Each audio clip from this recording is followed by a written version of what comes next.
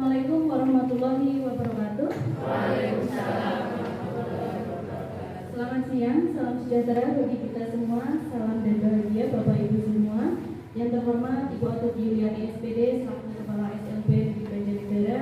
Yang saya hormati, saya sayangi, saya banggakan teman-temanku, guru dan karyawan-karyawati SLB di Banjarnegara. Pertama-tama mari kita panjatkan puji syukur kehadirat Allah Subhanahu wa taala yang telah melimpahkan rahmat dan hidayah-Nya kepada kita semua sehingga kita dapat berkumpul di siang ini Bapak Ibu dengan keadaan sehat tanpa suatu halangan apapun. Salawat serta salam semoga terlimpah curahkan kepada junjungan kita Nabi Muhammad sallallahu alaihi wasallam yang kita nantikan syafaatnya di yaumul qiyamah.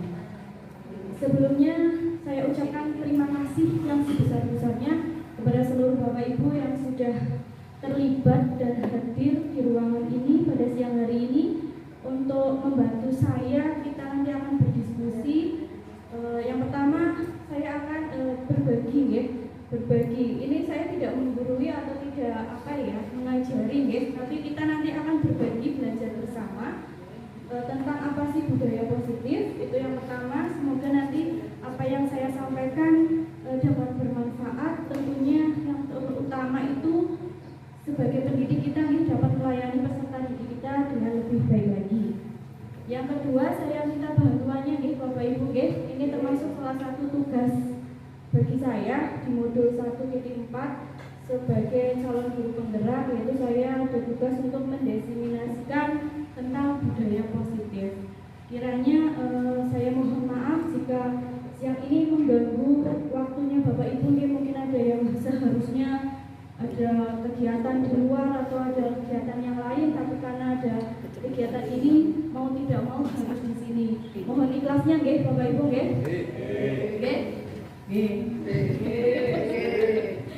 mohon maaf sekali lagi. Saya tahu banyak sekali kegiatan yang kita jalani akhir ini, tapi saya minta waktunya nanti tidak sampai jam 3 lah ya, maksimal jam 3 kita selesai. Setuju?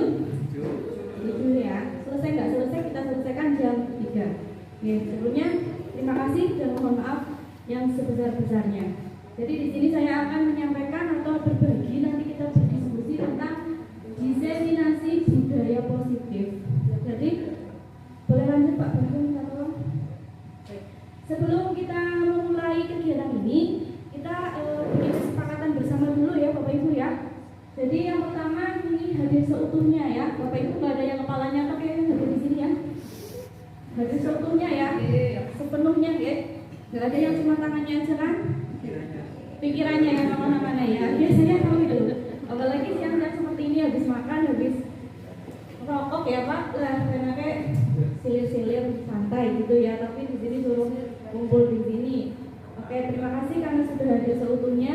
Yang selanjutnya tepat waktu. Jadi nanti kita selesai jam 3 ya. Mudah-mudahan selesai ya tepat waktu ya. Setuju? Jam 3 apa jam berapa?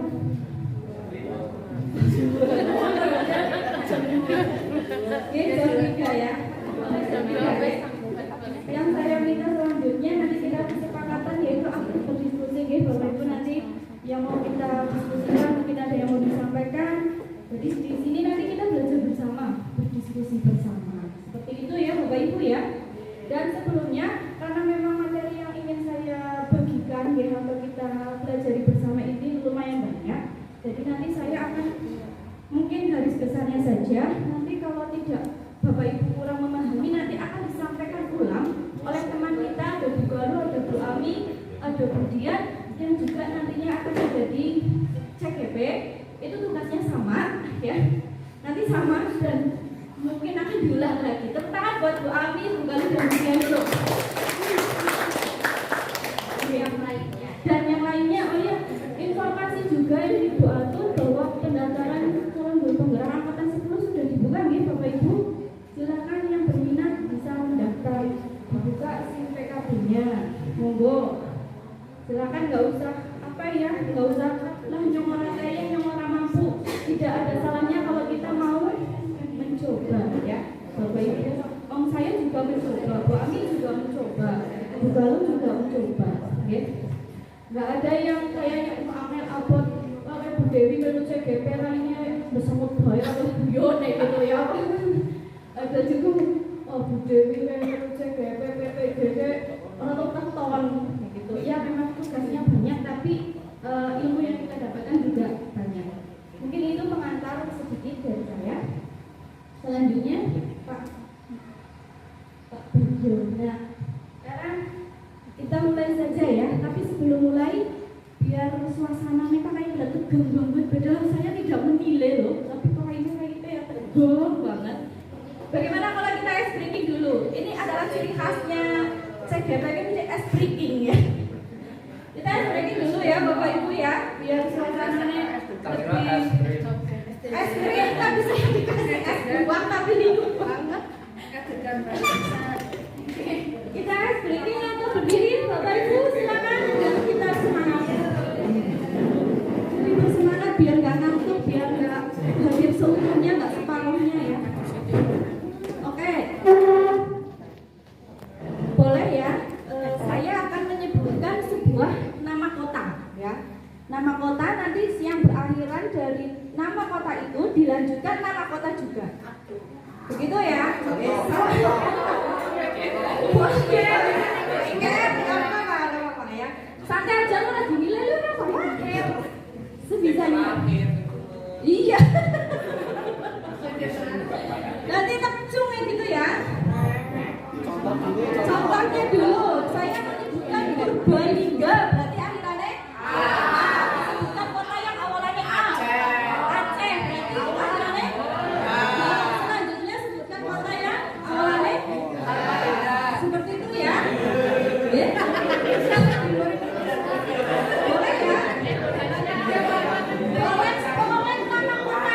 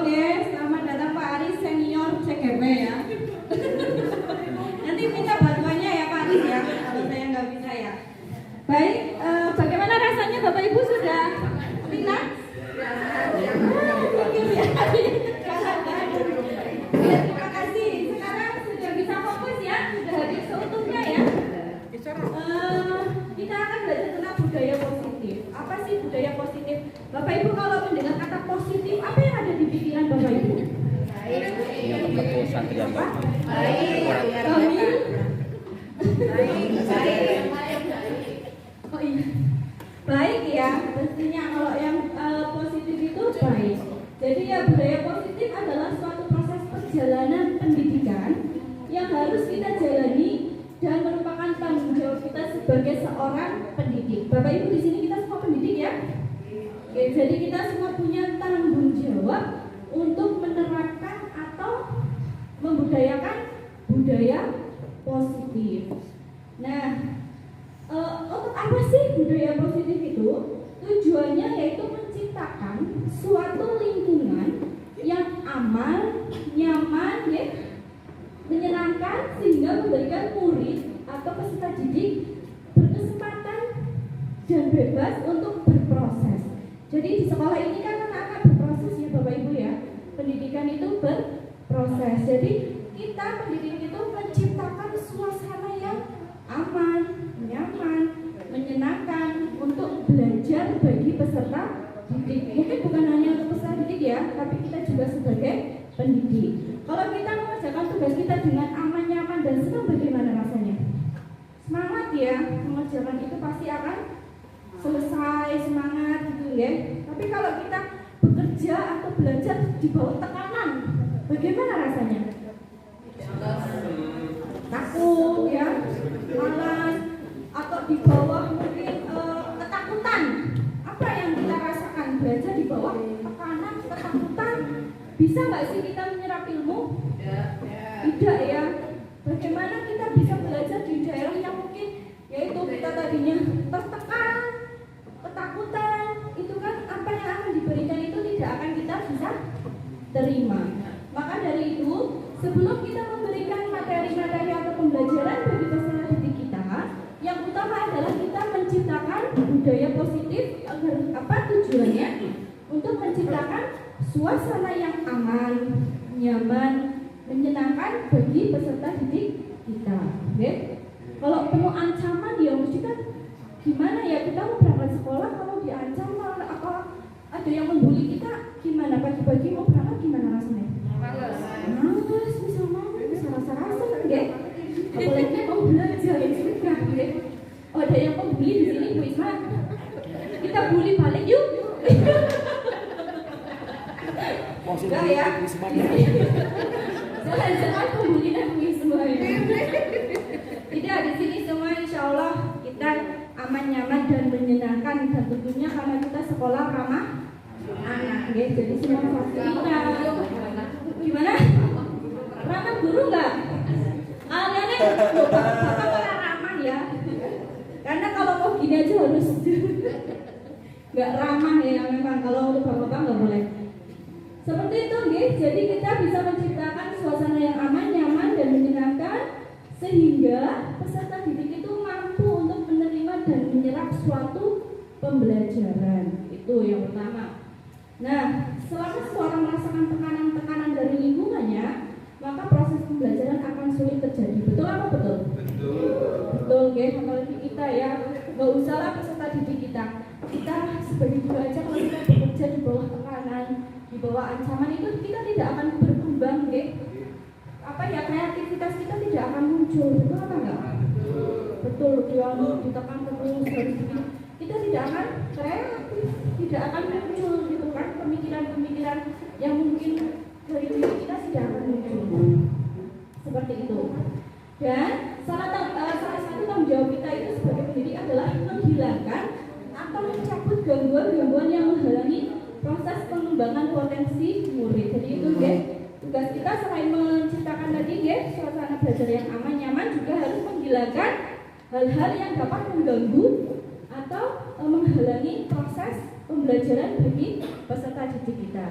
Gitu nih Bapak Ibu ya, jadi budaya positif pengertiannya seperti itu. Pak Bagio bisa lanjut.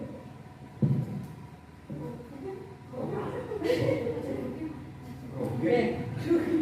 Jadi mana sih begitu Pak? Tremor Pak. Apa sih tujuan atau apa latar belakang yang mendasari untuk terciptanya suasana atau budaya positif? Ya itu karena suasana positif sangat mendukung dalam menciptakan pembelajaran yang kondusif tadi. Sudah saya sampaikan tadi deh bahwa kalau kita bekerja di bawah tekanan, kita belajar di bawah ancaman, tekanan, ketakutan, itu tidak akan kondusif. Gitu nih Bapak Ibu deh. Karena dengan suasana yang positif, murid dan guru akan menemukan suatu kondisi pembelajaran yang menyenangkan, sehingga proses pembelajaran dapat berjalan tanpa adanya suatu beban, tapi suatu kebutuhan, ya. Jadi peserta didik itu nanti kita menyadari bahwa aku datang ke sekolah itu karena saya butuh, ya, butuh untuk belajar, dan di sekolah terasa menyenangkan, aman, sehingga saya belajar dengan kondusif. Nah, suasana positif juga akan membantu menggerakkan moral yang positif bagi murid. Jadi bisa menciptakan karakter, ya. Budaya yang positif itu akan menciptakan karakter juga bagi peserta didik atau moral yang positif, sehingga karakter murid tidak hanya terbentuk dari akademik atau intelektualnya saja, tetapi juga dari lingkungan yang ada. Jadi pembelajaran karakter itu tidak hanya dalam kegiatan materi pembelajaran di Bapak Ibu, ya, tapi setiap kebiasaan-kebiasaan baik kita yang kita berikan, misalnya sholat berjamaah itu kan membentuk karakter peserta didik yang apa? Apa ya? Beriman dan bertakwa kepada Tuhan yang Maha Esa. Ya, salah satunya yaitu profil pelajar Pancasila yang sekarang kita gerakan, ya, untuk terciptanya profil pelajar Pancasila. Iya tidak, kebiasaan sholat berjamaah itu dapat membentuk karakter peserta didik. Ya. Kemudian tadi, ya, seperti yang sudah disinggung oleh Ibu Atut, ya, tadi pagi, bahwa kebiasaan guru menjemput peserta didik di pagi hari apakah juga akan menciptakan suatu karakter yang baik? Ya, dengan memberikan salam, ya, 5S, ya, seperti itu. Lanjut, Pak. Nah, dalam budaya positif kita juga ada disiplin positif. Nah, apa sih disiplin positif? Disiplin positif merupakan suatu cara penerapan disiplin tanpa kekerasan dan ancaman yang dalam praktiknya melibatkan komunikasi tentang perilaku yang efektif antara guru dan murid. Kalau kita selama ini menertibkan peserta didik bagaimana? Selama ini mungkin Bu Ate untuk menertibkan bocah sing angel sing ora ana dialog bagaimana caranya?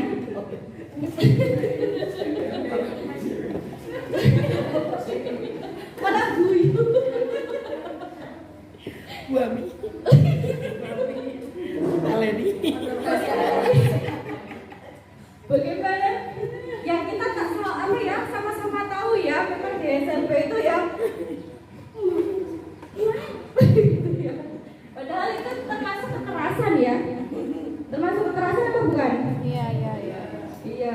Kekerasan itu tidak hanya fisik, ya, tapi juga verbal. Ya, psikis itu pendeliknya ujian mulai itu jajal. Gimana? Maju. Nah, itu seperti itu. Padahal di sini kita akan belajar, ya, walaupun mungkin sulit, ya, karena memang peserta didik kita kan berbeda dengan peserta didik yang umum, gitu, yang normal, gitu. Kondisinya berbeda, tapi ya mari kita coba. Saya sendiri pun jujur, ya, Bapak Ibu, saya belum berhasil menerapkan budaya positif dan disiplin positif di kelas saya, tapi perlahan-lahan. Apalagi budaya positif dan disiplin positif ini tidak bisa hanya 1-2 hari, itu tidak bisa, ya, atau 1 minggu, 1 bulan itu tidak bisa, tapi memang terus berkelanjutan seperti itu. Nah, dalam penerapan disiplin positif ini, murid diajarkan untuk memahami konsekuensi dari perilaku mereka. Nah, ini yang memang jujur kita sulit, ya, di SLB, ya, untuk memahami. Kamu memahami gak sih kalau kamu itu salah? Kan angel, ya. Belum bisa, ya, untuk peserta didik kita untuk menyadari bahwa dirinya itu melakukan kesalahan. Susah, ya, Bapak Ibu, ya. Susah nggak? Susah. Saya sendiri pun merasakan angele nek kamu membuli teman itu, kamu itu salah, itu masih sulit banget, nggih. Sulit sekali. Tapi tidak apa-apa, nggih, yang penting kita ilmunya dapat, ya. Nanti pelan-pelan kita terapkan. Tidak kita terapkan untuk peserta didik kita, ya, setidaknya kita terapkan untuk anak kita, diri kita sendiri, ya. Begitu, ya. Selanjutnya, nah, Oh belum Pak? Belum ya? Iya. Geser. Pak. Gini. Nah, selain itu disiplin positif juga mengajarkan murid untuk bertanggung jawab. Nah ini yang memang sulit juga ya. Jadi anak kita itu belum bisa bertanggung jawab tentang apa yang dia lakukan. Ini apakah ada yang sudah berhasil? Oh Pak Aris mungkin CGP senior mungkin sudah menerapkan budaya positif, apakah sudah berhasil Pak? Saya nggak tahu sih, yang tahu kan orang yang melihat. Oh begitu ya, tapi merasakan jenengan itu Rasanya ya pulang aja dulu. belum ya, sama aja mungkin memang sulit ya, dan itu tidak bisa waktu ya tadi 1-2 hari atau memang membutuhkan waktu yang lama, apalagi anak kita yang berkebutuhan khusus. Jadi disiplin positif merupakan salah satu cara penerapan disiplin yang bertujuan untuk menumbuhkan kesadaran, ya bukan paksaan, tapi sadar dari hati sendiri. Tapi kita memang saya sendiri merasa kesulitan memberikan apa ya pesan didik kita lah ya. Memang pemahamannya kan awam banget gitu nggih, bahwa kamu itu salah, seperti ini itu salah. Anak kita aja membedakan salah dan benar mungkin belum tahu ya. Mau apalagi genosnya anak yang B karena keterbatasan komunikasi, apalagi yang C langsung apalagi yang autis kayak Jinder kan ngaplok pacarnya apa dia merasa salah apa enggak kan nggak tahu karena memang ada gangguan di perilaku. Tapi setelah tidak sadar kan sebenarnya kita sebagai pendidik sudah menerapkan budaya positif itu dengan cara Bu Intan ya memberikan terapi perilaku kan untuk anak autis. Itu menjadi salah satu sebenarnya upayanya deh untuk mencegah kesalahan diri kita melakukan kekerasan, pembulian seperti itu. Jadi melakukan agar pesan diri itu menumbuhkan kesadaran bahwa oh saya salah dengan seperti ini, sikap saya itu salah tanpa sogokan, ya. Jadi orang disogok ya, nyata nih, tapi kok aku ini salah ya, kamu minta maaf kayak gitu ya, enggak seperti itu, tapi muncul dari dalam dirinya sendiri tanpa ancaman. Nah, biasanya ancaman apa enggak ini kita? Ayo. Ya. Itu apa enggak sih? Ada enggak? Afan, siapa? Nah, seperti familiar ya kata-kata itu ya, bahwa sebenarnya itu ya tapi mau bagaimana lagi karena kondisi stagnan kita. Tapi marilah kita pelan-pelan mengubah apa merubah ini bahasa Indonesia apa? Oh, nggak ada ya. Dia mengubah atau merubah. Kita pelan-pelan mengubah dari yang tadinya ancaman, ya. Oh, ini sering ya. Kayak saya sendiri pun kadang secara tidak sadar, nggak boleh jelek, nanti kamu nggak boleh pulang. Itu kan itu termasuk ancaman ya. Ini yang sering terdengar itu ketika di kelas C sih gede-gede sih. Kayak dengar orang diancam tuh orang bahkan manut orang mandi gitu, ya. Padahal itu ya nantilah kita coba ya secara perlahan-lahan ya. Kalau kita belum bisa menerapkan untuk pesan diri kita ya untuk anak kita dulu. Kalau enggak ya buat diri kita sendiri dulu ya. Dan tadi hukuman. Kalau hukuman kayaknya di sini nggak ada deh. Kalau di sekolah umum sih kayaknya ada ya. Misalnya terlambat hukum lari keliling lapangan atau seperti itu. Kalau di SLB kayaknya nggak ada yang namanya hukuman, tapi kita sudah familiar dengan yang namanya ancaman, ya, seperti itu. Kita lanjut Pak. Nah, dari budaya positif dan disiplin positif itu apa sih yang akan kita capai? Yaitu tujuannya yaitu tentang profil pelajar Pancasila yang menciptakan peserta didik yang beriman, bertakwa kepada Tuhan Yang Maha Esa dan beragama mulia, berkebinekaan global, mandiri, bergotong royong, bernalar kritis dan kreatif. Itu yang sebenarnya kita ingin wujudkan, Bapak Ibu, selain dari pembelajaran akademik, juga kita ingin menciptakan karakter-karakter yang positif, antara lain tadi itu profil pelajar Pancasila kepada peserta didik kita. Sampai sini mungkin ada yang mau disampaikan atau dibagi atau diceritakan atau ditanyakan, monggo. Tidak ada? Kalau tidak ada bisa lanjut, Pak. Nah, bagaimana sih kita sebagai seorang guru atau pendidik agar dapat menciptakan budaya positif dan disiplin positif? Itu ada 5 hal yang mungkin bisa kita lakukan, ya. Ini sebenarnya sudah disampaikan dulu oleh Bu Umi, Bu Asih, dan Pak Aris. Masih ada yang ingat? Ya, saya hanya mengulangi. Dan kalau nanti Bapak Ibu belum bisa memahaminya juga, nanti akan diulangi lagi juga oleh Bu Ami, Bu Halu, dan Bu Dian juga, ya. Jadi memang sama. Saya hanya mengulangi dan mungkin menambahkan yang mungkin dulu belum disampaikan oleh Bu Asih, Bu Umi, dan Pak Aris, ya. Atau mungkin nanti kita bisa juga sharing lagi dan merefresh, ya. Gitu. Jadi ada beberapa hal yang bisa kita lakukan sebagai seorang guru untuk dapat menciptakan budaya positif. Yang pertama itu kita harus memahami dulu 3 motivasi perilaku manusia, ya. Jadi apa sih yang menyebabkan anak seperti ini, anak ini kok berperilaku atau berkelakuan seperti ini, ya. Kita nanti akan belajar bersama. Kemudian kita juga harus memahami atau mengetahui, setidaknya kita tahu ada kebutuhan dasar manusia, agar kita tahu bahwa kamu berbuat seperti ini itu untuk kebutuhan apa yang sedang kamu cari atau kamu cukupi.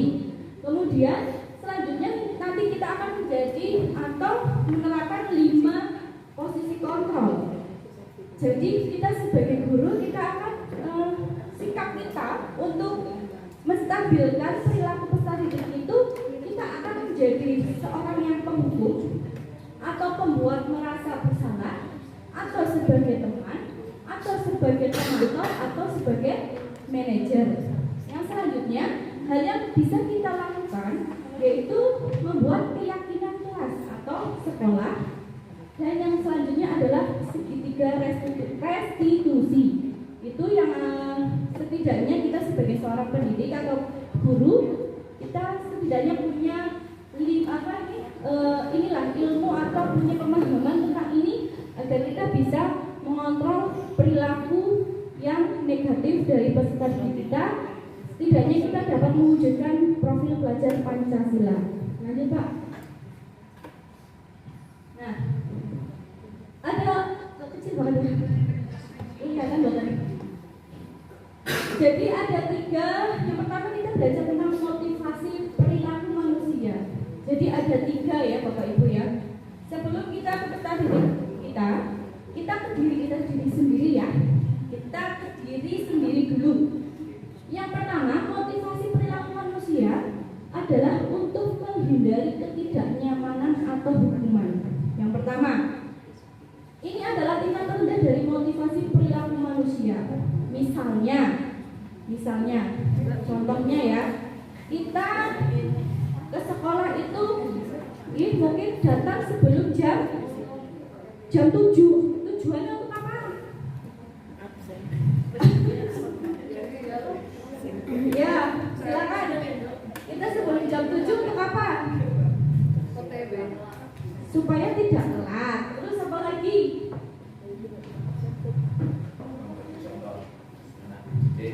Memberi contoh untuk anak didik, yakin?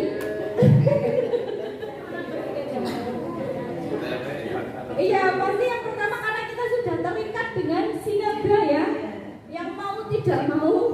Nah itu, lah motivasi yang paling rendah yang kita miliki atau yang kita punya itu adalah menghindari ketidaknyamanan atau hukuman. Kalau tidak ditegur oleh Bu Kepala, iya apa enggak? Iya. Iya apa enggak? Iya. Tujuannya. Iya, dia sebelum Berarti itu motivasi yang pertama itu apa? Untuk menghindari ketidaknyamanan atau hukuman lebih, ya enggak? Kalau kita telat kan mesti ditegur. Kalau kita ditegur rasanya bagaimana sih? Malu. Ya enggak? Tidak nyaman, deh. Rasanya rikuh, begini apa enggak? Nah itu motivasi yang pertama itu adalah untuk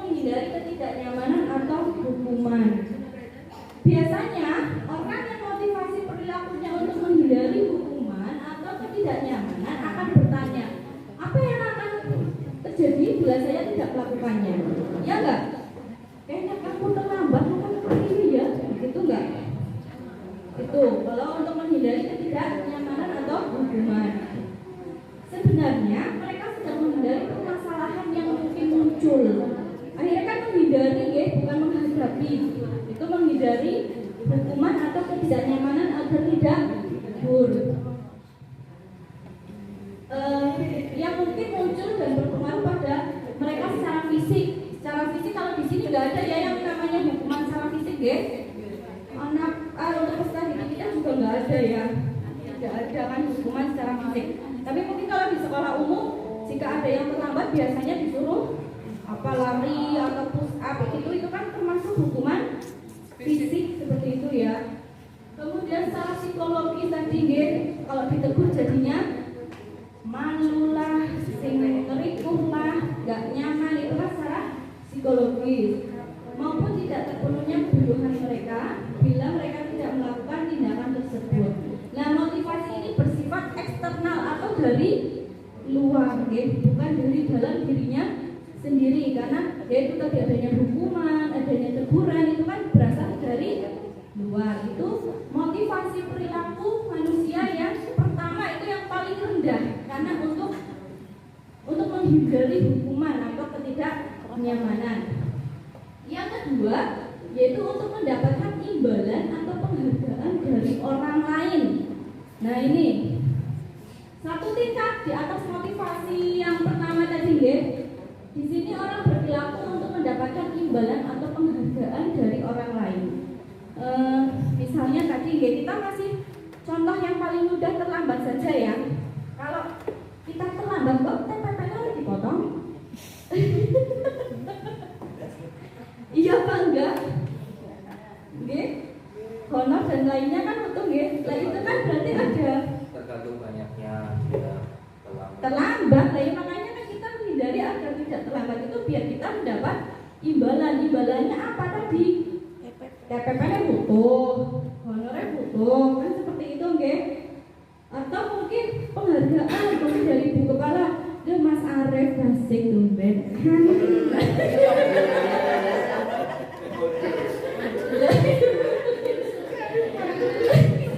Lemes halus-halusan gitu. Nah itu kan ya termasuk iya enggak dia Pak penghargaan ya. Terima kasih sudah sudah hadir tepat waktu lah jajal kan langsung boleh gitu.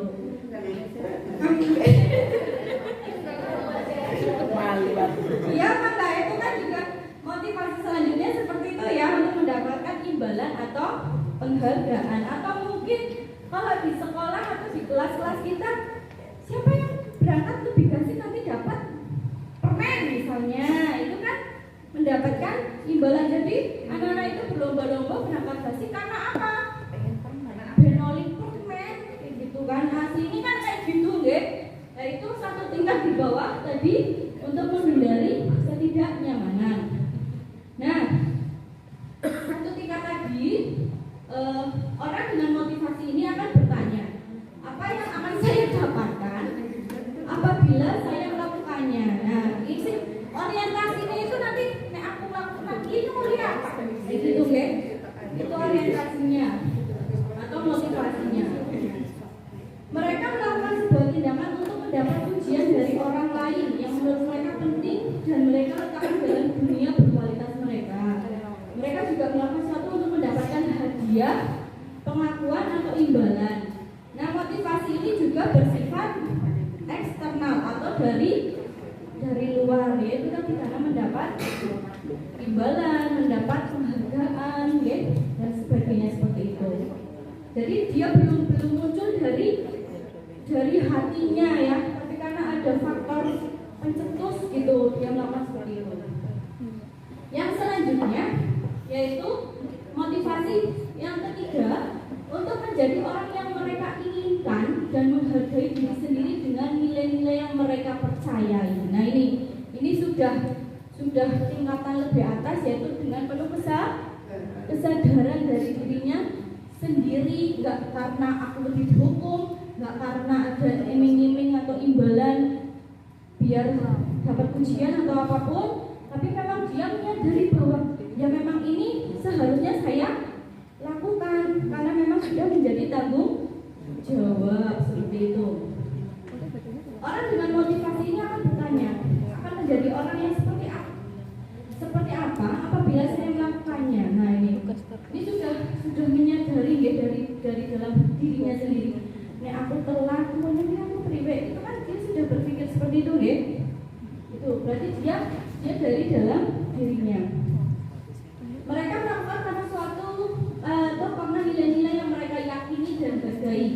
Dan mereka melakukannya karena mereka ingin menjadi orang yang melakukan nilai-nilai yang mereka yakini tersebut. Tadi ada tanggung jawab mungkin kan, karena ya memang ini tugas saya dan memang saya harus datang sebelum jam 7 atau hal yang lainnya.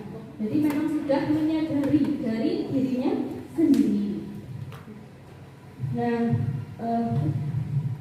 Nah ini sudah bersifat internal ya, dari dalam dirinya sendiri, bukan lagi bersifat eksternal.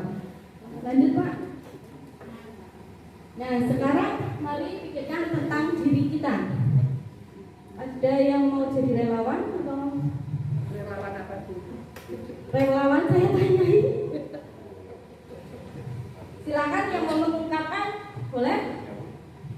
Bila di sekolah Bapak atau Ibu tidak ada peraturan yang mengharuskan guru datang tepat waktu dan tidak ada teguran bagi guru yang datang terlambat dan tidak ada atasan yang memuji Anda, apakah Anda akan tetap datang tepat waktu untuk mengajar murid-murid Anda? Tepat waktu. Sesuai. Atau jika tidak ada sanksi pemotongan, jadi tunjangan atau apapun itu, apakah tetap melaksanakan? Coba saya ingin. Iya lah. Oh, munafik jadi batik sendiri dulu. Iki katanya ini tepat waktu. Saya tepat waktu. Kalau batik, gimana Bu? Jujur saya seringnya enggak. Jarang terlambat lah. Oh iya, memang contoh yang baik ya batik memang tidak pernah terlambat. Masih kadang terlambat tapi jarang. Terlambat ya paling berapa menit yang terlalu itu nggih. Kalau siapa lagi monggo ada pembukaan Pak Arif ya.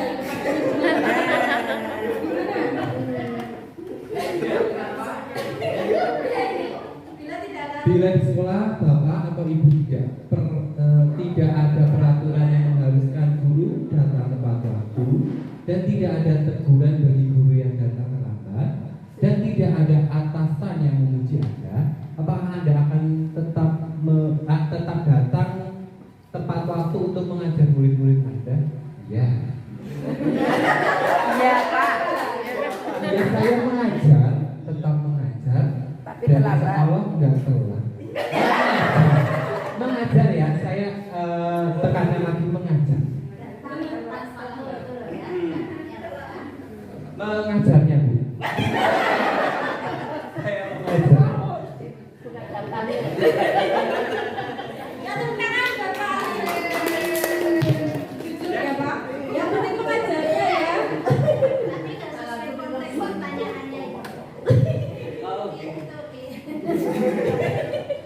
Ada kepentingan. Oke, satu lagi dari Kak Badro, boleh?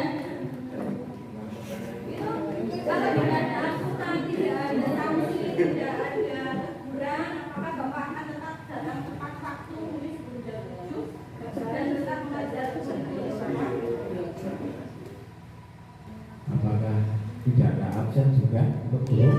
Tidak, bebas. Misalnya bebas ya. Ini terus terang ya, misalnya ada itu semua. Saya berangkat siang. Hasil.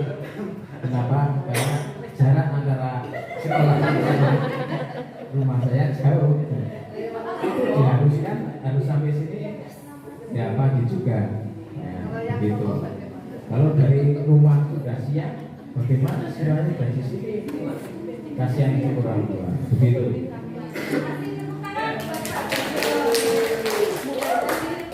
Silakan ya, ini kita sendiri yang dapat menilai deh.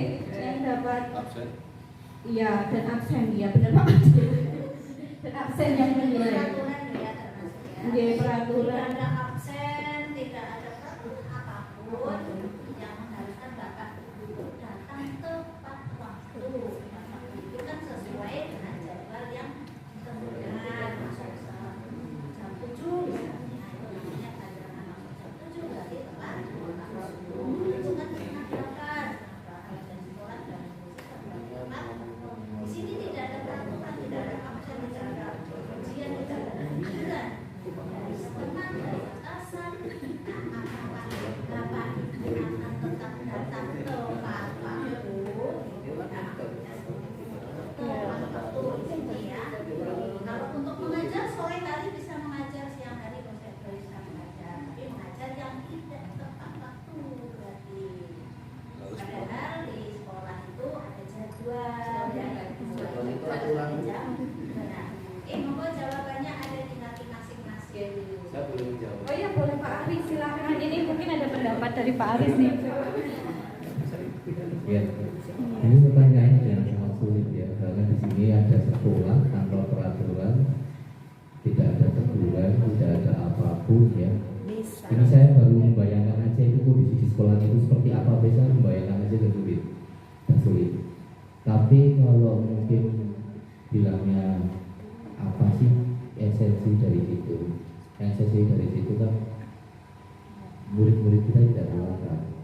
Satu, bisa mungkin saja karena itu tidak ada peraturan, tidak ada apa-apa, aku akan ngajarnya di rumah, muridnya yang akan suruh datang ke rumah, malah nanti muridnya yang terlambat. Mungkin seperti itu juga.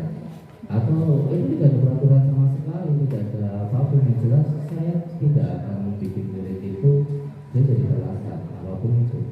Bisa nggak bisa berangkat pun bisa daring, itu sudah belajar kok belajar daring. Yang jelas kita akan usahakan bahwa kita akan datang dan kita akan melayani mereka. Jadi esensi dari kita adalah kita akan melayani. Kalau yang melayani itu sudah puas, kita nggak akan bilang apapun itu peraturan, apapun itu waktu. Tapi esensinya adalah murid kita puas, orang tua murid kita puas. Apa yang menjadikan tolak ukur di situ?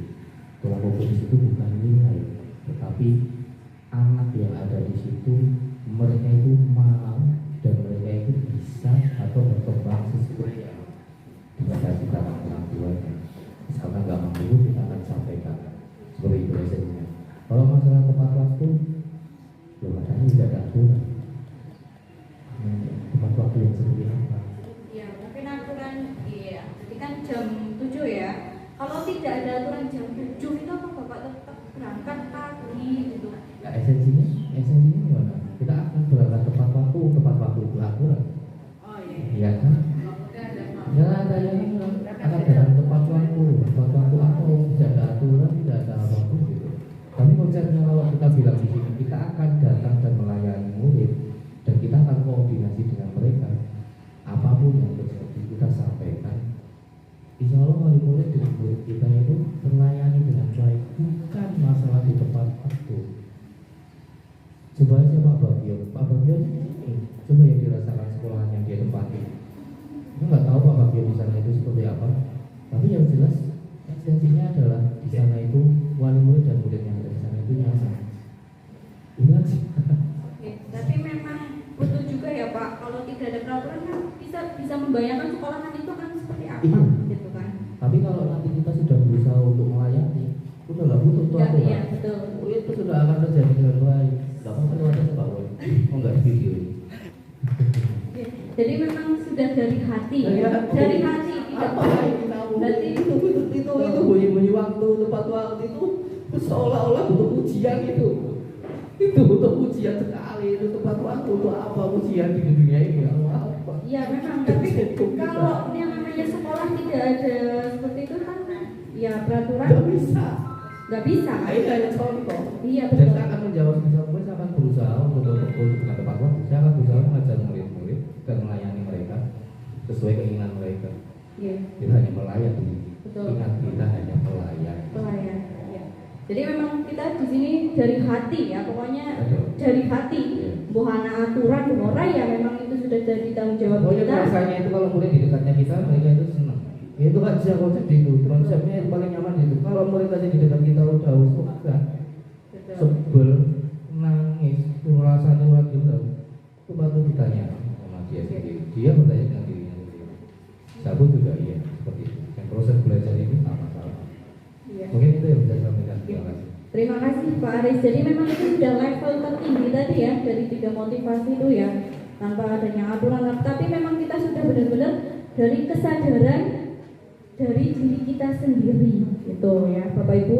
Monggo kita yang bisa menjawab tentang ya apa itu disiplin waktu dan lain sebagainya ya, itu dari diri kita ya, tanggung jawab kita di sini seperti apa, mau bagaimana, dan tindakan kita, kinerja kita itu monggo Bapak Ibu yang bisa menilai ya, dan orang lain hanya bisa memaido gitu Pak.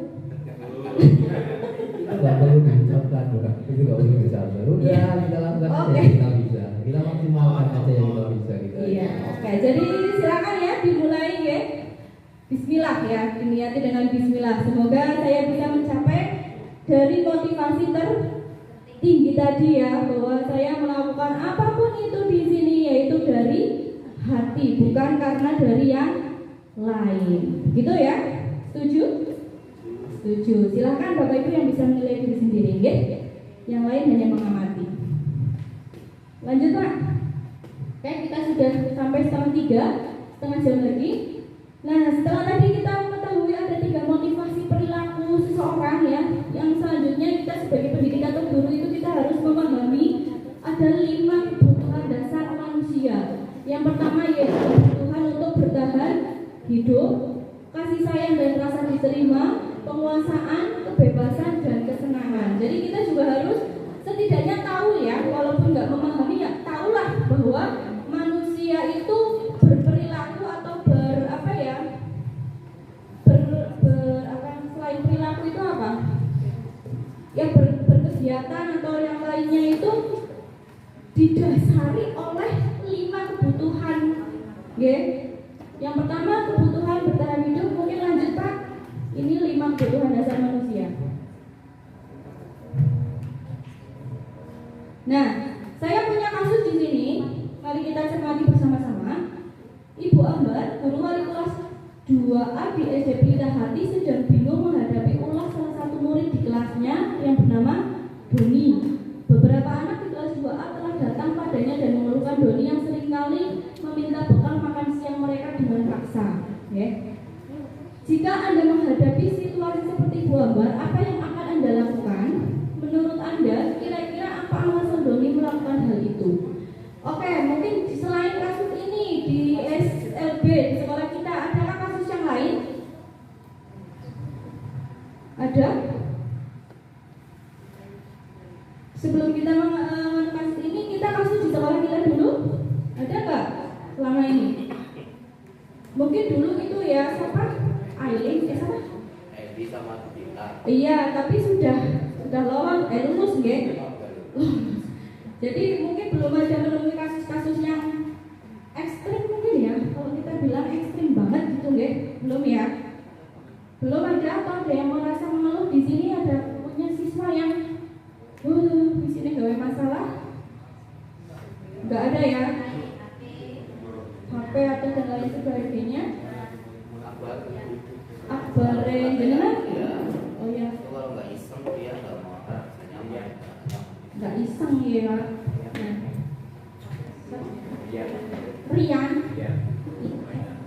Rian mainan HP. Oke, mari kita belajar bersama tentang kasus ini ya. Kita kaitkan nanti dengan kasus yang ada di sekolah kita. Jadi itu ya, jadi ada namanya Doni itu suka meminta bekal makanan dari teman-temannya ya. Jadi banyak teman-temannya yang mengeluhkan kepada ibu gurunya. Lalu apa sih yang harus dihadapi ibu gurunya untuk menghadapi masalah itu? Kita bisa belajar dari kasus ini, mungkin bisa digeser Pak. Nah, yang pertama tadi ya, kebutuhan dasar manusia yang pertama itu kebutuhan bertahan hidup. Kebutuhan yang bersifat fisiologis untuk bertahan hidup, misalnya kesehatan, rumah, dan makanan. Nggih, apa nggih kita manusia butuh itu semua? butuh ya, untuk kebutuhan dasar sekali, yaitu bersifat fisiologis atau di fisik ya, di fisik kita. Komponen psikologis pada kebutuhan ini meliputi kebutuhan akan perasaan aman. Jadi selain tadi itu ada makanan, kesehatan, dan rumah, kita juga membutuhkan rasa aman. Ada yang tidak lah aman apa itu? Enggak ya, kita pasti akan selalu menginginkan rasa yang aman, nyaman, dan menyenangkan. Apakah ada yang suka di kondisi yang menyedihkan? Tidak kan? Pasti kita inginnya ya berada di kondisi yang menyenangkan. Nah, dalam kasus Doni tadi ya, kan Doni meminta makanan ke teman-temannya. Apabila jawaban Doni ketika ditanya oleh Ibu Ambar adalah karena ia lapar, saya lapar sih Bu, jadi saya minta makanan ke teman-teman saya. Nah, itu berarti kebutuhan dasar yang sedang berusaha dipenuhi oleh Doni adalah kebutuhan untuk bertahan hidup karena dia lapar. Jadi dia melakukan perilaku atau tadi perilaku yang meminta bekal makanan dari temannya karena dia lapar. Itu kondisinya secara psikologisnya seperti itu. Yaitu yang pertama, karena untuk memenuhi kebutuhan. Mungkin ada juga pengalaman Bapak Ibu yang lain ketika untuk memenuhi kebutuhan dasarnya. Coba ada yang mau menceritakan? Mungkin yang suka manjat gunung apa itu kan juga itu salah satu usaha untuk memenuhi kebutuhannya kan. Caranya ada ular pun dimakan ya, mungkin ya. Padahal itu nggak boleh, ibaratnya seperti itu. Itu ya. Atau mungkin ada kasus yang lain di sini? Atau ada yang suka minta uang temannya? Mencuri nggak ada ya? Saya suka minta.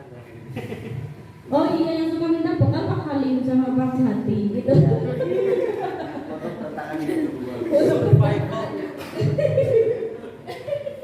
Iya. Suka ngintip. Bapak Bu. Iya. Tapi itu bukan termasuk perilaku yang menyimpang, Bapak tenang baik. Iya, udah izin dulu, bukan memaksa ya. Seperti itu. Jadi itu ya, kalau jawaban Boni tadi karena bukan saya lapar, itu berarti dia sudah memenuhi kebutuhan dasarnya untuk bertahan hidup. Ya, orang lapar itu pasti akan berbuat apapun untuk memenuhi kebutuhannya. Gitu nih, Bapak Ibu nih. Selanjutnya Pak, kebutuhan hidup, kebutuhan dasar. Lanjut Pak, sudah? Belum? Yang kedua, kasih sayang dan rasa diterima. Kebutuhan untuk disayangi dan diterima meliputi kebutuhan akan hubungan dan koneksi sosial. Jadi ini berhubungan dengan orang lain. Kebutuhan untuk memberi dan menerima kasih sayang dan kebutuhan untuk merasa menjadi bagian dari suatu kelompok. Kebutuhan ini juga meliputi keinginan untuk tetap terhubung dengan orang lain, seperti teman, keluarga, pasangan hidup. Mungkin ini kita sering menjumpai ya yang kayak gini ya. Adakah kasus kita di sekolah kita ini? Di sekolah dulu lah kita lingkup aja di rumah nanti jadi curhat. Kita di sini diskusi di sekolah. Ada nggak yang usil banget jebule anu bapaknya apa ibunya kerja di luar kota, jadi dia tidak merasa diperhatikan, ya. Jadi di sini usilnya minta ampun atau dalam kata kerennya caper, gitu. Atau mungkin ada teman-teman kita sesama biru yang juga caper. Coba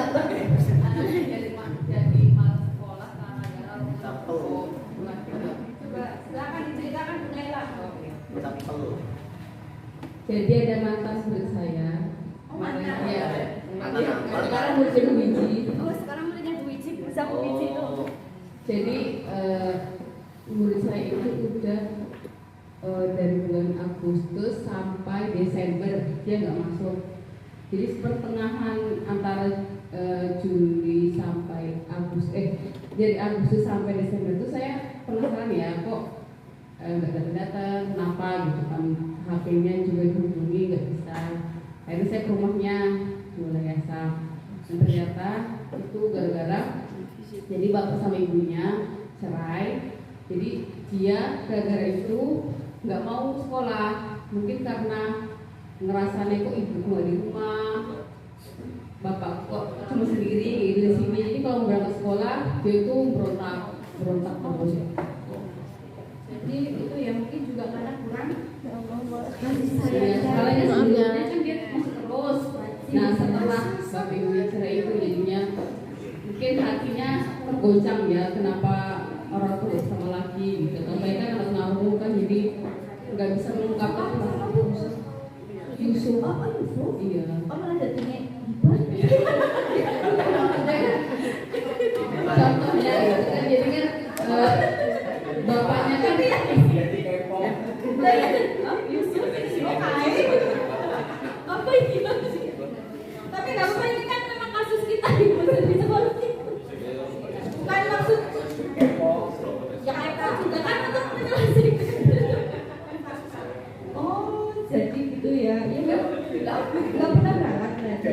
jadi pas dulu dari Juli sampai Agustus itu dia datang kayak gitu. Terus setelah itu sampai Desember nggak datang lagi. Dan saya penasaran ya kenapa udah 3 bulan Agustus, September, sekitar September atau Oktober lah saya ke rumahnya, jadi penasaran. Saya tanya alamat rumahnya konkret di mana, itu apa yang cerita.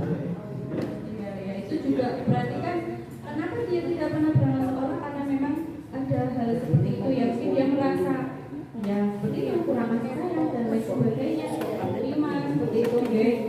Saya juga ada ya, itu Aulia dengan susah ya, mungkin bapak ibu paham ya, itu kan berapa 3 tahun apa 4 tahun nggak pernah berangkat sekolah, itu karena ibunya ternyata jadi TKW, kan itu kan kurang perhatian juga nih. Itu hal-hal seperti itu. Ada yang lain mungkin, kasus yang lain? Siapa? Kasus Pak Pur.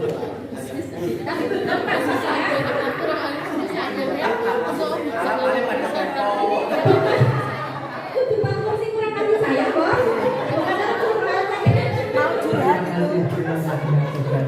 Mau curhat sendiri.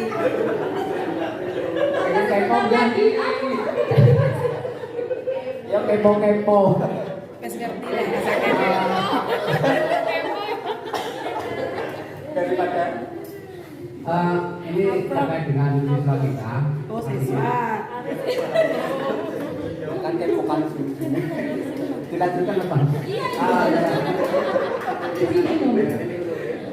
Ini terkait sebenarnya sih harusnya kita yang menangani, artinya kita jangan hanya direbut jadi kepo, tapi ada tindak lanjut. Ya, artinya apa? Kasus ini adalah yang terjadi dengan Rudi. Menjadi kasus kita semua. Karena apa? Dia sudah besar, terus untuk memenuhi hak dia, hak kasih sayang, mungkin hak hidup juga mungkin ya. Jadi sering sekali minta uang, tidak hanya pada ya saya diantaranya tapi itu ya. Tapi ternyata terhadap wali murid yang lain, saya sangat diciptakan seperti itu. Nah ini bagaimana kita harus bertindak?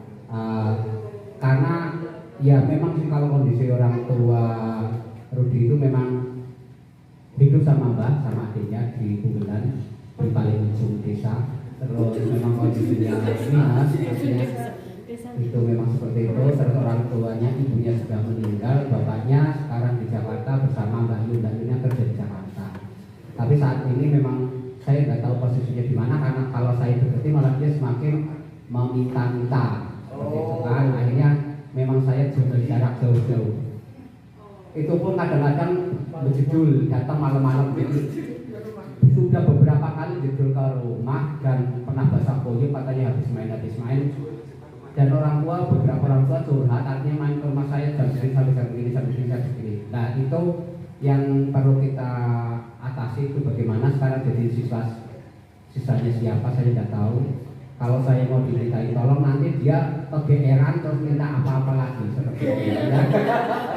Nah yang ternyata yang diminta itu tidak hanya saya dan beberapa guru, mungkin barangkali yang pernah bilang, akhirnya ini saya pribadi menjadi risih, ya kan. Terus wali murid juga risih karena sering gendongi, terus malam-malam kadang ke tempat yang perempuan, maksudnya ke teman-teman perempuan seperti itu.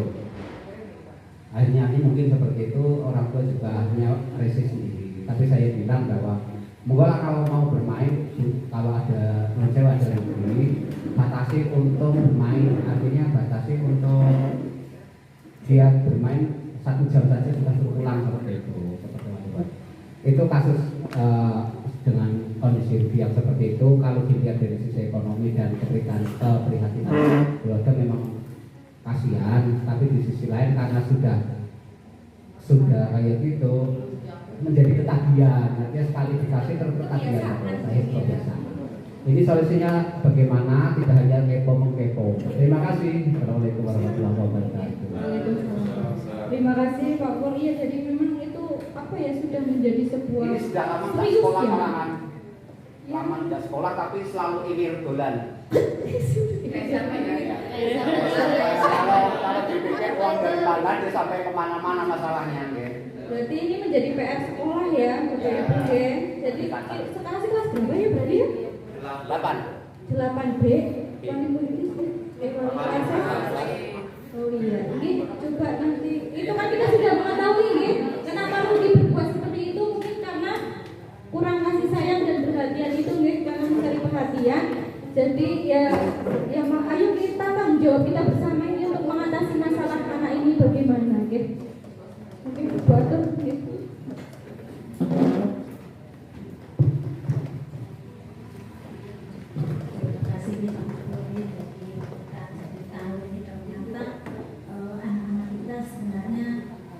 Tidak baik-baik saja, ya, bahwa di dalam kegiatan keseharian anak kita itu memang perlu pemantauan yang secara teliti ya, oleh Bapak Ibu semua. Selain kasus Rudy juga ada kasus-kasus yang lainnya. Kembali ke kasus Rudy ini, kalau dilihat dari latar belakangnya ya, disampaikan oleh Pak Pur, memang Rudy ini seperti mencari perhatian, ya, mencari sosok yang bisa memberikan kasih sayang sebagaimana orang tua yang sekarang mungkin boleh dikatakan hilang ya kasih sayangnya, tidak pernah dirasakan atau diterima oleh Rudy, sehingga dia menunjukkan sikap-sikap yang sebenarnya meminta perhatian kepada kita. Namun mungkin karena Pak Pur terlalu sering ya untuk menghadapi sendiri, mungkin merasa sendiri Pak Pur menghadapi kasus Rudy seperti itu, sehingga Pak Pur merasa apa ya, risih, merasa jenuh, merasa tidak mampu dan sebagainya. Coba Pak Pur melibatkan atau mengajak teman yang lainnya, mungkin melibatkan guru kelasnya dan sebagainya untuk berbagi ya, berbagi rasa, sehingga atau dengan siapa saja yang mungkin bisa ikut membantu kasus Rudy ini, karena Rudy itu memang di usia yang sedang apa ya, beralih dari masa anak-anak mungkin ke masa remaja, sehingga dia itu banyak gejolak sikap-sikap yang mungkin yaitu mencari perhatian, mungkin ingin mendapat kasih sayang, ingin dipuji dan sebagainya, sehingga kebutuhan hidup salah satunya dia itu tidak merasa tidak terpenuhi, sehingga menunjukkan sikap-sikap yang negatif yang kadang cenderung mengganggu orang lain. Nah, coba ini kita tidak ada kata terlambat untuk menangani kasus anak-anak kita, karena di samping Rudy juga banyak yang lainnya, saya yakin. Cuma Bapak Ibu belum menganggap ini sebuah kasus yang besar yang memerlukan penanganan serius ya, sehingga hanya beberapa anak yang muncul begitu. Nah, tolong sekarang posisi Rudy di kelas 8B ya, itu juga alamatnya mungkin jelas ya Pak Pur, jelas di Punggelan itu ya, ikut mbahnya. Ya, kalau dari segi ya latar belakang ekonomi mungkin ya mungkin kurang gitu ya. Coba kita coba untuk didatangi, di home visit begitulah ya. Ini Rudy kan masih usia sekolah, kasihan kalau putus di tengah jalan, mungkin seperti itu diberi pengertian kepada orang tuanya. Nah, hal-hal negatif yang sudah istilahnya kayak semakin Rudy dibiarkan, dia akan semakin jauh, dia akan semakin lepas, tidak terkendali, tidak terkontrol, tidak punya peraturan, semakin kita biarkan. Padahal di situ kita bertanggung jawab terhadap sikap Rudi yang sekarang berubah begitu. Kita bertanggung jawab untuk memperbaiki, untuk meluruskan kembali. Mungkin menjadi PR kita bersama-sama mungkin yang paling dekat, yang paling kadang-kadang yang paling dekat dengan orang tuanya, paling sering curhati oleh orang tua itu Pak Pur. Nah, mungkin Pak Pur nanti bisa bekerja sama, bisa merangkul, mengajak teman-temannya seperti wali kelasnya begitu untuk bersama-sama memecahkan persoalan ini. Mungkin bisa melibatkan sekolah dalam hal apa yang bisa sekolah lakukan, kami akan berusaha seperti itu. Yang penting dari pihak guru atau pihak sekolah itu jangan membiarkan kamu masa bodoh. Ini menjadi tanggung jawab kita semua, Bapak Ibu sekalian ya.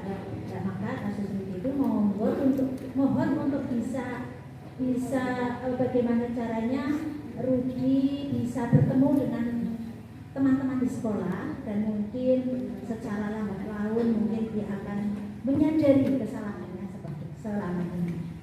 Mungkin itu ya. Jadi kita sebenarnya guru itu banyak sekali menghadapi persoalan-persoalan siswa. Maka di dalam hal ini guru tidak boleh menyerah. Justru itu tantangan berat bagi kita semua ketika ada siswa kemudian berulah ya membuat persoalan. Ketika kita berhasil menangani, inilah prestasi yang Bapak Ibu yang luar biasa. Nah, itu kasus Rudi untuk bisa ditangani, atau bisa mungkin ada di antara Bapak Ibu ya, mungkin pernah melihat ataupun tolong sapa, tegurlah dan ajaklah kembali ke dunia yang seharusnya dia selama ini. Nah, di Bapak Ibu, kami dari sekolah siap membantu apa yang diperlukan untuk mengatasi anak tersebut seperti itu. Nah, ini juga selain Rudi, sebenarnya ada lain lagi yang saya lihat dari pengamatan saya secara mungkin secara tidak boleh dikatakan saya pernah melihat beberapa kali sikap yang tidak biasanya, yaitu Laila Agustin ya. Dulu itu Ella itu adalah anak yang manis, centil, terus pinter ya, sering mengikuti kegiatan-kegiatan di sekolah. Dia lincah, pinter ya, bahkan pernah main film di situ ya, bagus sekali aktingnya, dan sering mengikuti kegiatan lomba lainnya. Nah, beberapa akhir ini, beberapa waktu Ella juga menunjukkan sikap yang berbeda, berubah dari hal yang seperti biasanya. Itu ya, dia sering murung, murung, terus sedih, kelihatan dia itu seperti sorot matanya itu membenci sesuatu. Nah, ini juga untuk guru kelasnya mohon untuk diperhatikan ya. Untuk Ella ini muridnya siapa nih? Mbak Naila Agustin siapa? Oh, begini ya, nanti saya bisa menyampaikan. Dan kemarin juga ketika lomba ya, tiba-tiba itu menangis, tidak ada sebab musabab, tiba-tiba nangis, dan ketika didekati justru semakin nangis. Itu sebenarnya dia anak minta perhatian, minta kasih sayang dari orang-orang yang dianggap dia itu diharapkan untuk memberi kasih sayangnya yang selama ini mungkin merasa hilang dari dirinya. Monggo Bapak Ibu semuanya, mungkin ada kasus-kasus lain, maka sebagai guru kelas, wali kelas adalah pengganti orang tua kedua di sekolah ya, maka kita perhatikan anak-anaknya, kita beri kasih sayang yang tulus kepada anak-anak kita, dan jangan merasa bahwa itu Bapak Ibu putus asa menghadapi persoalan anak-anak kita, karena anak-anak kita adalah anak-anak yang istimewa yang luar biasa, yang tentu saja perilakunya pasti berbeda dengan anak-anak normal lainnya. Sudah dibilangi begini, masih berulang begitu, dan seterusnya yang merasa kadang-kadang kita itu lebih lelah dari guru-guru yang lain. Itulah istimewanya guru-guru luar biasa yang diberi amanah untuk mengajar anak-anak luar biasa, yang tentu sudah diukur kemampuannya untuk menghadapi mereka dengan hati yang lebih sabar ya, lebih ikhlas, lebih tulus dan sebagainya. Begitu dari saya. Mungkin ada dari lainnya menyampaikan pandangan atau memberikan solusi untuk perjalanan kita. Terima kasih. Assalamualaikum warahmatullahi wabarakatuh. terima kasih Bu Atut. Ya, jadi Bapak Ibu memang banyak sekali kasus sebenarnya ya di sekolah kita. Yang salah satunya yaitu karena kebutuhan dasarnya, kasih sayang dan rasa diterimanya itu yang sedang mereka penuhi. Sebenarnya Pak Jati nggak merasa kurang kasih sayang kan?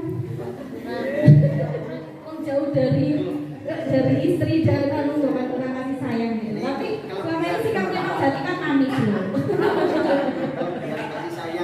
Ya itu, saya khawatirnya kurang kasih sayang mengurai. Bukan boleh kasih sayang yang jopo maksudnya. Oke, jadi enggak ya intermezzo ya Pak Jati ya, beri keterangan program. Itu nih Bapak Ibu, itu ada kebutuhan dasar manusia yang kedua yaitu karena kasih sayang dan rasa diterima. Mungkin banyak sekali di sekolah kasus di sekolah kita. Selanjutnya Pak, karena waktu sudah menunjukkan pukul 15 kurang 10 menit. Kita ngebut aja ya. Nah, ini yang selanjutnya adalah penguasaan atau kebutuhan pengakuan atas kemampuan. Jadi kebutuhan ini berhubungan dengan kekuatan untuk mencapai sesuatu, menjadi kompeten, menjadi terampil, diakui atas prestasi dan keterampilan kita. Jadi mungkin peserta didik itu berperilaku karena pengen diakui dia paling pintar atau karena ya memang dia ingin menunjukkan bahwa aku bisa loh, gitu, oke? Jadi mungkin ada yang seperti itu atau malah kebalikannya anak kita udah pasif banget ya. Ada nggak seperti itu di kelas kita? Anak-anak kita. Oh ibu E, bukan anak kan? Anaknya B biasanya kalau yang Oh, anak merasa hebat dari Iya betul. Tapi kalau anak C itu malah Pasif. saya nggak tahu yang atau anak yang C itu antara dia kebutuhan atau karena dia tadi kasih sayang atau dia tadi di pengasuhan. Kalau penguasaan jelas tidak ya kalau anak C ya. Dia merasa bisa seperti apa. Tapi mungkin ada beberapa kayak mungkin Evan ya, ada Evan itu juga mungkin bisa. Tapi yang mau dia buktikan siapa?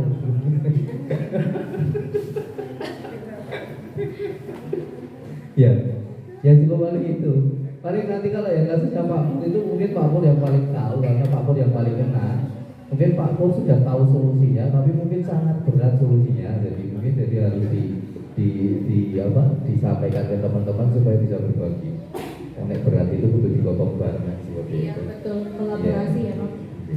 Pak Pur yang paling tahu karena Pak Pur yang sering dikurangin dan sebagainya. Pak Pur mungkin mau berusaha seperti apa, dia mungkin berat karena dia di sisi lain dia terforsir di situ nanti yang benar Pak Pur. Jangan jadi terforsir di situ kan. malah temennya yang gantian kasus ini akhirnya Itu jadi terforsir. Jadi Pak Pur itu ini gak lebih bocah kayak gitu ya gitu. Dibagi sisi sak sekolahan sih ya. Tapi yang jelas ya gini Pak Pur. Jelas seperti ini. Kalau jenengan itu memberikan sesuatu ke seseorang, terus jenengan itu sudah berikan, terus jenengan terus mereka itu minta lagi, jangan punya bayang-bayang harus memberikan, itu salah. Jadi mendingan jenengan kira-kira waktu itu jenengan bisa memberikan, berikan. Tapi kalau kira-kira tidak bisa berikan, tidak bisa berikan. Atau mungkin jenengan akan mencoba tidak memberikan, gak apa-apa. Tapi yang terpenting esensinya jenengan tahu kondisi kejiwaan anak itu pada saat jenengan diberikan sama tidak. Karena perbandingan itu nanti yang menjadi kita tahu apa yang harus kita lakukan seperti itu. Dan saya nggak tahu apa yang tahu jenengan seperti itu. Ya jadi awal-awal mungkin jadi mengandalkan akhirnya ke sekolah mengandalkan itu sebenarnya nggak ada yang salah. Artinya memang ketika mereka ada acara, ada tampil dan besok harus memang artinya memang harus tepat waktu paginya. Jadi beberapa anak memang kalau ada acara memang tidur di rumah saya gitu kan. Yang lain itu ya biasa ke rumah Pak Guru untuk besok biar bangun pagi bla bla bla bla bla. Tapi penangkapannya kayak begini mungkin nyaman ya tidur di sana atau gimana. Yang lain aku enggak. Kalau sudah pulang, sudah selesai, sudah kegiatan ya sudah pulang gitu kan. Ini kan beda nangkapnya lebih mungkin aku tambahin ke situ lagi. Akhirnya tanpa sepengetahuan saya pun dia cucuk-cucuk datang. Yang lain kan enggak, kalau enggak saya undang besok tidur di rumah Pak Guru karena ada acara. Itu kan tiba-tiba serudul. Nah itu ketagihannya sendiri kan, entah bagaimana cara menangkap. Artinya ketika anak-anak yang lain ngopeni seperti itu ya tidur di rumah saya, monggo besok kalau harus bangun jam segini jam segini. Mereka kan oke, artinya menganggap saya oke gurunya udah kalau ada kegiatan saya ikut mas saya mau. Ini beda, nganggapnya malah disilahkan, oh boleh tidur di rumah pokok aja, jadi kebiasaan sendiri, membiasakan sendiri seperti itu awal-awal ya. Iya, jadi padahal jenengan udah nilai plus tuh, jenengan nyaman buat orang lain. Itu nilai plus buat jenengan. Jadi jenengan tapi ini malah jadi dan akhir-akhir ini memang sudah beberapa kali memang saya artinya kalau minta uang pun sudah tidak saya kasih kayak gitu kan. Sama buat jenengan nggak masalah itu, aman. Iya, Tinggal lihat aja nanti kondisinya dia seperti apa gitu. Dan kalau kadang di rumah saya pun tidak hanya mendekrok di rumah saya, tapi nanti tiba-tiba dia main ke rumah Haji, main ke rumah si siapa yang cewek yang kejang itu. Itu dia berarti sudah tidak merasa nyaman dengan jenengan. Dia malah kayaknya kalau minta uang nanti terus keluyuran kemana-mana. Iya. Nah, akhirnya memang tidak pernah saya kasih. Kalau selama ini tidak pernah kasih, tapi nanti di rumah sana nanti katanya minta ya gitu loh. Jadi beberapa wali murid memang cerita, sudah senang ini ya. Oh iya. Pokoknya kalau main 1 jam ya sudah selesai suruh pulang saya. Tapi pulangnya nanti ke rumah saya atau mungkin ke rumah Galo, ke rumah Pahul. Itu berarti punya pohon kalau jadi sama Galo, berarti kan kita tinggal mengarahkan sama Galo, tinggal mengarahkan sama siapapun tinggal diarahkan aja. Dia hanya butuh pendampingan kok. Kalau terutama ini loh, kalau jangan bisa bikin sebuah pekerjaan yang ringan-ringan tapi itu menghasilkan sedikit, itu bisa mengalihkan tema kok. Tema dari cerita ini maksudnya jangan bisa rubah gitu. Jangan punya kesibukan. Gak apa-apa, udah evolusi anak, enggak evolusi anak itu biasa beda ada. Menurut saya enggak ada. Karena kalau di rutinitas itu anak-anak itu jadi bisa itu memang dari kecil.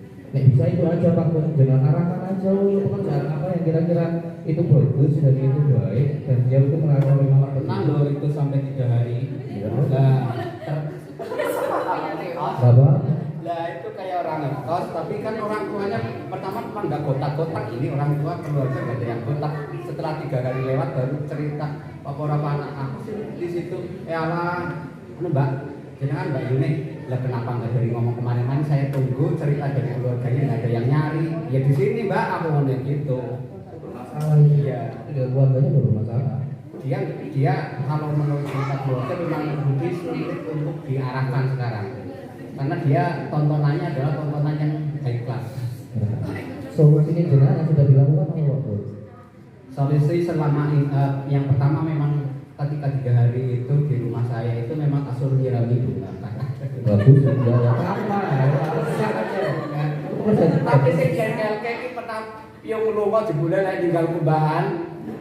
Itu lagi arahkan besok berarti berikutnya diarahkan lagi aja. Lah artinya malah dia dari terlalu nyaman di rumah saya, enjoy. Pernah sampai keluarganya tak suruh, pokoknya paman Rudi harus kesini aku. Akhirnya telepon sama keluarganya, tolong dijemput tahu. Akhirnya sebut paksa. Malahnya jadi nggak gelap, jadi itu salah jadi yo. Lah tapi kok kelamaan dia lama-lama polisi yo. Maksudnya yang lain ketika ada acara sesi memang ayo semua di rumah saya karena besok harus jam segini harus jalan harus ini jam segini. Penangkapan Rudi itu beda-beda sendiri gitu. Dia penangkapannya apa dia berusaha untuk tidak mengetahui itu? Apa dia seolah-olah itu tidak tahu tapi sebenarnya tahu? Artinya dia sebenarnya itu penangkapannya tahu tapi dia tidak mau di kondisi seperti itu. Ya mungkin dia memang sudah yang nyaman mungkin senyaman itu. Padahal yang lain kan menanggapinya kan, wes memang ini ada sesi ya tidur rumah Pak Tugu. Tapi dia kan mengulangi dia dengan cara sendiri ke situ sendiri. Terima kasih. Ya, mohon maaf nanti bisa dilanjut di sesi yang lain ya. Iya karena iya kasusnya panjang sih, penyelesaian sudah panjang banget, nggak apa-apa ya. Mohon maaf ya Pak Pur, Pak Aris ya, nanti kita cari solusi di waktu yang lain karena kita sudah menunjukkan pukul 3, masih ada beberapa. Saya minta waktu 10 menit lagi aja nih Bapak Ibu ya untuk menyelesaikan. Oke, mohon maaf. Jadi kita tidak tepat waktu sesuai kesepakatan tadi jam 3 harus selesai ya. Oke, mohon maaf ya, nggak apa-apa ya. 10 menit lagi ngebut ya. Oke, lanjutnya. Yang selanjutnya adalah kebebasan untuk ya, untuk kebutuhan akan pilihan. Jadi kebutuhan untuk bebas adalah kebutuhan akan kemandirian, otonomi, memiliki pilihan dan mampu mengendalikan arah hidup seseorang. Jadi dia itu kayak punya keyakinan sendiri gitu loh. Punya, aku tuh pemikirannya seperti ini, aku nggak bisa dipengaruhi atau tidak bisa dituntun. Aku punya pemikiran sendiri. Yang akhirnya ya sudah, saya berperilaku seperti ini karena saya meyakini bahwa saya itu benar. Seperti itu, nggak? Itu tentang kebebasan. Jadi dia tidak mau diikat atau tidak mau diarahkan seperti itu ya. Anak-anak dengan kebutuhan kebebasan yang tinggi menginginkan pilihan. Mereka perlu banyak bergerak, suka mencoba-coba, tidak terlalu terpengaruh orang lain, dan senang mencoba hal baru dan menarik. Ya, tadi itu ya. Jadi ya karena kebutuhan dasar selanjutnya karena kebebasan, jadi saya nggak mau lah kalau yang kayak gitu ikut yang lain, atau saya punya pilihan sendiri. Saya tidak mau mengikuti aturan ini, atau saya tidak mau mengikuti permainan ini, saya mau yang lain. Jadi ada nggak ya yang seperti itu? Banyak ya mungkin ya. Di sekolah kita atau anak-anak kita mungkin banyak ya. Apalagi yang autis ya mungkin ya. Karena mereka memiliki rasa kebebasan, tidak ingin terikat. Seperti itu ya Bapak Ibu ya. Lanjut aja nggih. Selanjutnya yaitu kesenangan lainnya, kebutuhan akan kesenangan. Jadi kebutuhan untuk mencari kesenangan, bermain dan tertawa. Seseorang melakukan sesuatu sikap atau perilaku yang menyimpang karena sekedar hanya ingin bersenang-senang. Bahwa saya nonton kancane nangis, kan merasa senang kayak gitu. Ada yang seperti itu. Jadi karena dia ingin memenuhi kebutuhan dasarnya adalah untuk kesenangan, atau misalnya saya melakukan sikap yang sebenarnya salah, tapi hanya sekedar biar saya merasa puas, senang. Ada nggak yang seperti itu? Tarik. Ya seperti itu. Ya kayak jindan itu kan mungkin pak plek terus sama senang gitu ya. Itu karena sebatas hanya ingin memenuhi kebutuhan dasar kesenangan. Jadi dia senang melakukan hal itu karena dia merasa puas atau merasa senang telah melakukan hal-hal yang salah atau perilaku yang tidak seharusnya. Itu nih Bapak Ibu. Jadi ada 5 kebutuhan dasar manusia. Yang pertama adalah kebutuhan untuk memenuhi kebutuhan dasar hidupnya, ya, psikologisnya tadi, karena dia butuh makan, butuh tempat tinggal, seperti itu. Bahkan untuk kadang untuk memenuhi kebutuhan psikologisnya itu ada yang terlibat kriminal, ya enggak? Oke, sampai dibelani mencuri dan lain sebagainya karena hanya untuk memenuhi kebutuhannya itu. Terus selanjutnya tadi karena kasih sayang, terus power atau kekuatan, dia ingin menunjukkan, ingin diakui. Yang selanjutnya tadi karena kesenangan. Itu nggih, lanjut Pak. Nah, keyakinan kelas. Jadi selanjutnya hal yang bisa kita lakukan sebagai guru untuk dapat menerapkan budaya positif, yaitu membuat keyakinan kelas. Ini mungkin sulit sekali kita lakukan di SLB nih Bapak Ibu, karena peserta didik kita itu kan sulit untuk diajak bahwa keyakinan kelas itu apa sih? Yang kita tahu selama ini ya peraturan. Nah ini, mengapa keyakinan kelas? Mengapa tidak peraturan kelas? Boleh minta pendapat satu orang? Saya batasi, silakan. Ada yang bisa? Mungkin kenapa tidak? Kenapa keyakinan kelas? Kenapa bukan peraturan baru?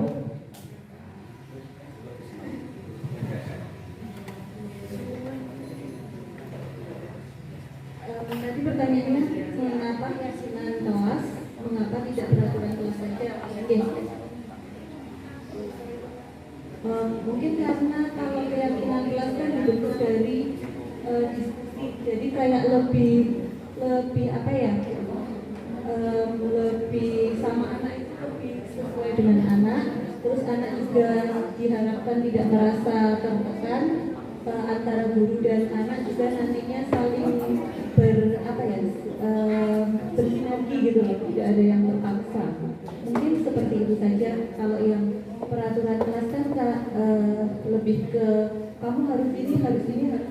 Kalau tidak nanti ada hukuman. Mungkin jadi lebih baik ya keyakinan kelas saja didiskusikan bersama.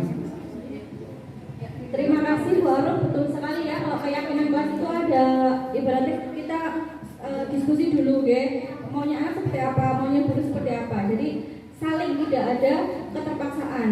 Jadi saling apa ya, kesadaran dari dirinya sendiri.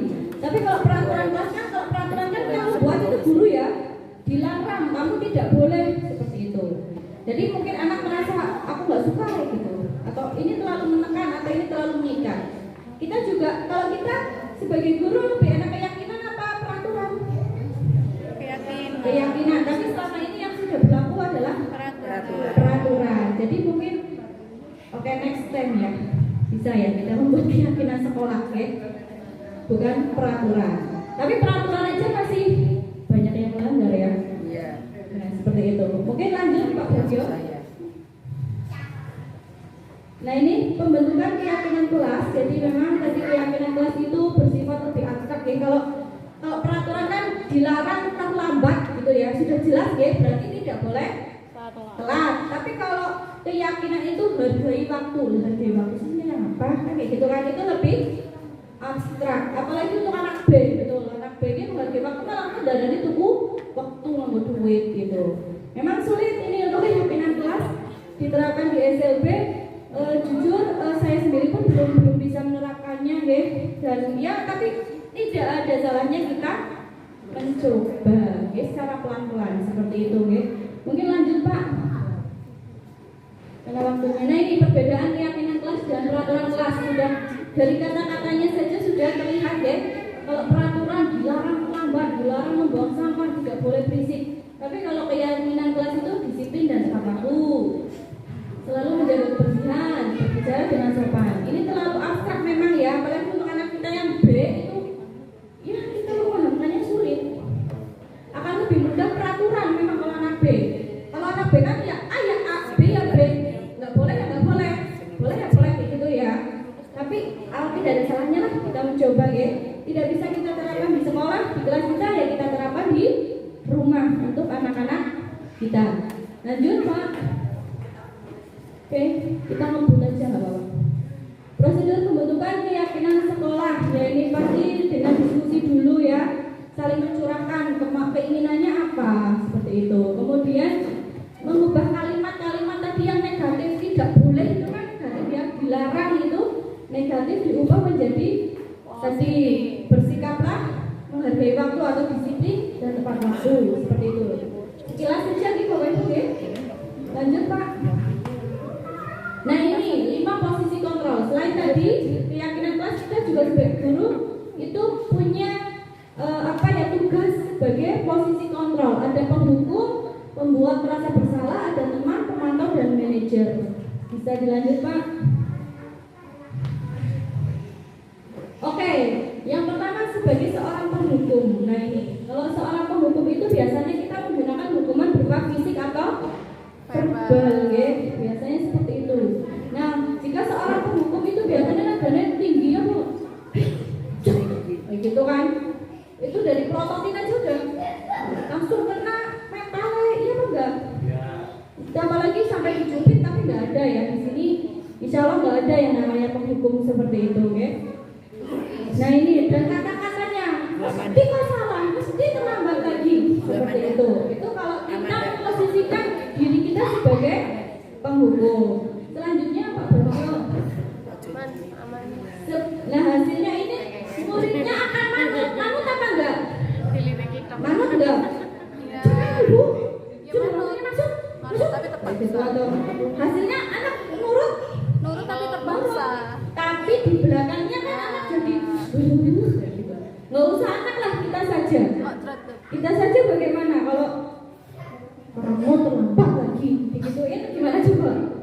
Kan ya malu ya apa ya, rasanya asem ya gitu kan, tapi mendendam gitu ya, itu akan muncul perasaan seperti itu. Boleh lanjut Pak? Kemudian membuat rasa bersalah ini, siapa yang kadang membuat rasa bersalah pada posisi ini biasanya guru akan bersuara lebih lembut kayak bayi kecil. Kamu tahu nggak sih kalau kamu tuh salah, ibu tuh sakit Bu, digituin gitu, ada yang kayak gitu? Gurunya juga di depan.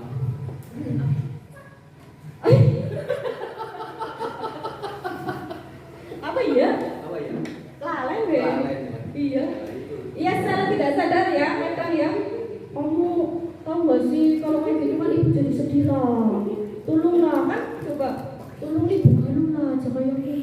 salah. Coba kamu gimana rasanya, kan pasti akan merasa iyalah iya yang salah, iya nggak?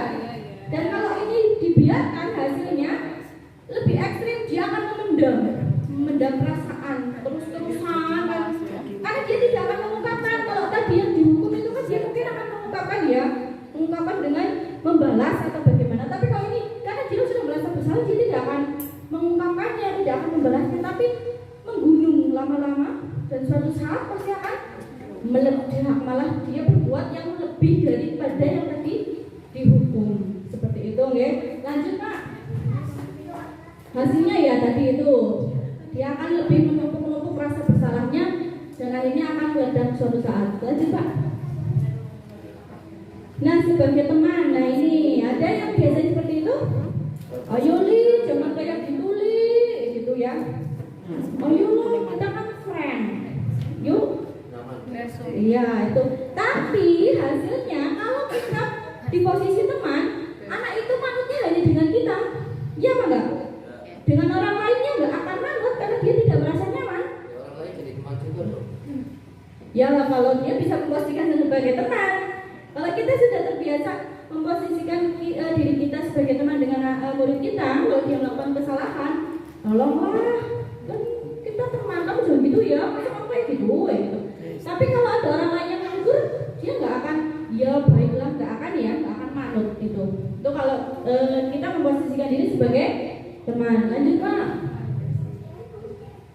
Nah tadi hasilnya ya tadi anak itu hanya akan manut dengan guru yang diposisikan menjadi teman. Kalau dengan orang lain dia tidak akan manut atau tidak akan menuruti atau tidak akan melakukan sikap yang baik. Lanjut Pak. Nah sebagai pemantau, nah ini ngawasi ya, pemantau atau mengawasi. Jadi biasanya ada orang yang bersikap salah atau apa, kamu tahu nggak satuannya apa? Berarti kamu salah ya? Ya, oke, gitu ya. Biasanya seperti itu karena dia memantau. Atau kalau misalnya dia sudah berbuat baik, saya kasih bintang nih karena kamu sudah berbuat baik. Kalau kamu salah kamu dihukum ya. Tahu kan peraturannya apa? Kalau kamu terlambat berarti kamu berdiri di depan kelas. Seperti itu. Itu sebagai pemantau. Nah hasilnya lanjut Pak.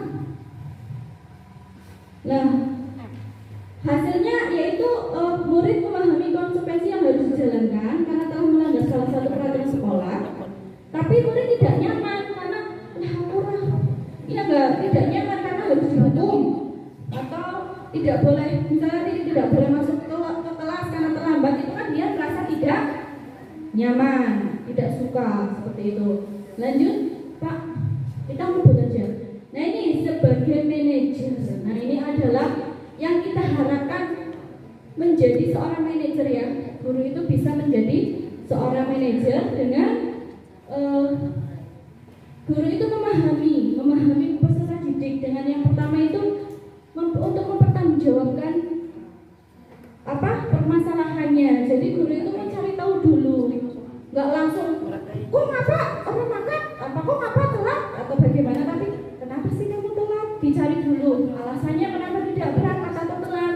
Kemudian ya di pendekatan seperti itu ya, bahasanya biasanya yang tegas tapi tidak menakutkan ya. Jadi seorang manajer itu kan mengatur ya, tapi dia juga bisa peserta didik itu menyadari kesalahannya dan mempertanggungjawabkan kesalahannya, bisa membuat seperti itu. Peserta didik tetap nyaman, peserta didik tetap mengungkapkan ya saya salah karena seperti ini, alasannya apa, dan dia akan bertanggung jawab. Bagaimana cara dia mempertanggungjawabkannya, itu yang bisa dilakukan oleh seorang manajer. Lanjut Pak, kita ngebut ini sudah. Lanjut aja mungkin. Segitiga restitusi, ya lanjut Pak. Nah ini dari segitiga restitusi ini ada satu yaitu menstabilkan identitas tadi. Dengan cara tadi dia menanyakan, saya tahu kamu berbuat salah seperti itu kok, saya juga pernah. Nah itu kan terus anak merasa apa? Merasa nyaman nggak pertama didekati seperti itu? Iya kan, merasa diterima, nggak langsung dihukum, nggak langsung dihardik, nggak langsung disalahkan, tapi kayak teman dulu, gitu. Kita tanyakan dulu, ya berbuat salah kayak gitu nggak apa-apa, Bu Guru juga pernah kayak gitu nggih. Itu untuk menstabilkan identitas terlebih dahulu. Kamu nggak apa-apa seperti itu, pasti ada alasannya seperti itu. Lanjut Pak Budya.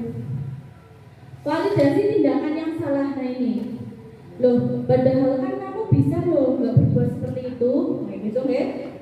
Jadi meyakinkan anak bahwa dia sebenarnya berbuat seperti itu tuh salah. Tapi kata-katanya itu dibuat kalau anak kita yang B ya mungkin sulit juga ya. Dan memahami lah anak B itu kalau diajak komunikasi ya kalau nggak langsung tes angel gitu nggih. Lanjut Pak Bagio. Nah ini menanyakan keyakinan ini untuk menanyakan apa yang akan kamu lakukan jika kamu berbuat salah. Oke, jadi meminta pertanggungjawaban untuk melakukan atau memperbaiki kesalahannya. Lanjut. Oke, baik Bapak Ibu.